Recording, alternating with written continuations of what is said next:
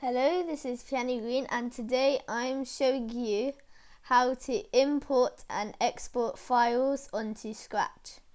So if you want to import a file, then you have to go down here and then you have to click the one at the top here, which is Upload Sprite, and then a window will come up. You can't see it, and then you choose a picture.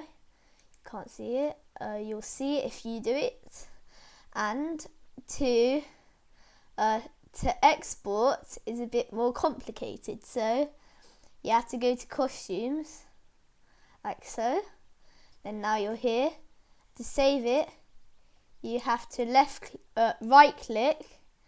You can't see my right click, but there'll be 3 options, and one of the options will be save image as ...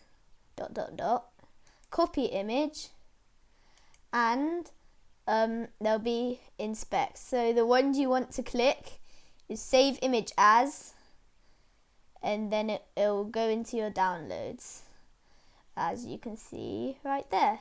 So thank you for watching this video. I hope you found it helpful. Please subscribe because that will be nice, and you won't ever miss another video when I upload one, so you'll become the best at Scratch and programming. I do programming videos. Anyway, let's stop keeping you waiting, and goodbye.